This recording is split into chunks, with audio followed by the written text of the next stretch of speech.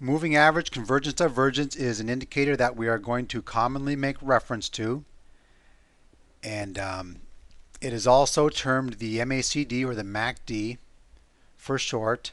And the first thing we'll do is we will have a look at the anatomy of the MACD. But before we proceed, it's important to point out that money can't buy you happiness, but poverty can't buy you anything. And I see that you've all taken action on learning a new skill that can certainly help you to acquire some money. And indeed, this business is actually it is a tremendous business. It can be an addictive business, it can be a profitable business, but you have to treat it with respect. You have to treat it like a business, and you have to be disciplined and patient in manner. And it can be a very, very generous business and really considerably change your life. And I love this business, and I'll be in it forever in some capacity or in a multitude of capacities, be it training, trading, managing funds, and so forth. The anatomy of MACD, we're going to have a look here. Now, we have what I've done here is I've placed the actual MACD indicator is down here at the bottom in a separate window, and also in a separate window is the histogram. Now, you may commonly find that the histogram and the MACD indicator are found in the same window, but this software just happens to put it in a separate window, which is fine. But what I've done is because the MACD, because the blue line on the MACD is a combination, as we see here, the blue line on the MACD is a combination of a 12 and 26 exponential moving average. What I've done is I've actually placed the 12 and the 26 exponential moving average here on the main candlestick chart, just so you can see how its relationship corresponds with the combined formula here in the blue line down in the lower window. Looking at the MACD, first of all, we do have a center line that runs through the 0 point. And we have the blue line, which is the MACD 12 and 26 exponential moving average combined formula, as well as we have a separate, the red line here is a separate 9 setting exponential moving average. And this is the histogram here. And what the histogram does is, if you'll have a look here, how the blue 12 and 26 crosses over the 9, the red. And you'll see here as it crosses over that the histogram also has what's called a histogram center line. And we see here that the histogram is crossing over the center line from above to below. And this histogram simply corresponds with the breadth between, or the distance between, the blue and the red line here. So you see here as it expands or it becomes wider, the distance becomes wider between the two indicators. The histogram is just simply a better visual graphic of the separation of the two. And we'll talk about this a little bit later, but the movement in the histogram can potentially lead a move that occurs in the market.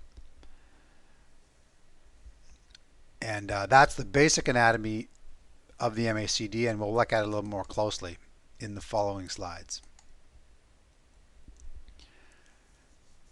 Just to give you an overview as to how we're going to look at the MACD, it's a simple momentum indicator, and we're going to use it more in the area of divergence, but it just measures the difference between the 12 and the 26 day exponential moving average. Moving averages are lagging indicators, and that's important to note because we want to get in trades at points, we want to get in trades at the stage of the initial move, And actually sometimes the lagging indicators can often offer a confirmation as to whether or not our trade is being supported by the lagging indicators or by the market. But we are going to look at ways where MACD can lead moves as well. Ultimately, what we're going to look for is a disparity between price action, or the candlesticks in the chart, and the MACD direction. And this is a term that we are going to call divergence. And we are primarily going to look at MACD and its divergence or divergent nature relative to price action. A divergence in price action and MACD may lead price action lending to a good trade opportunity, in combination, of course, with all of our other tools that we will effectively use during our trading.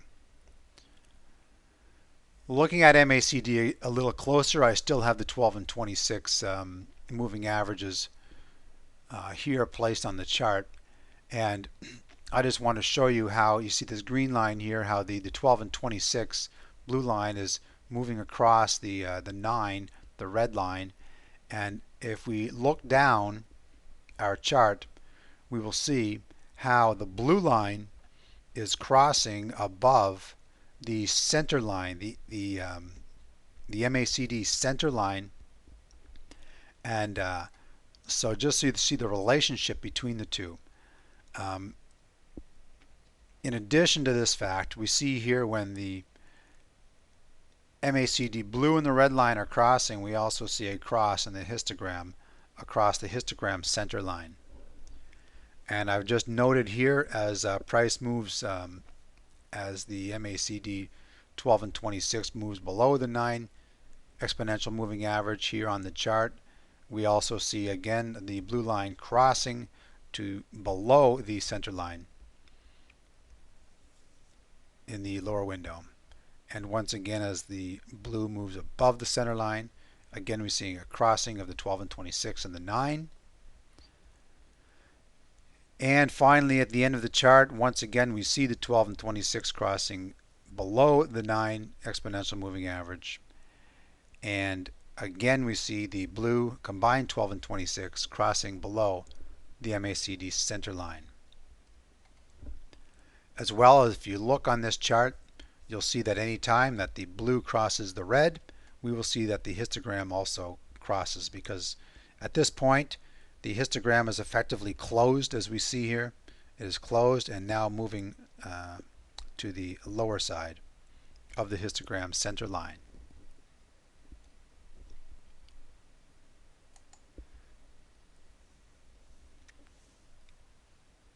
We've simply noted that here in your book, and showing the corresponding price action of how the blue line crosses the red line and the histogram crosses the histogram center line.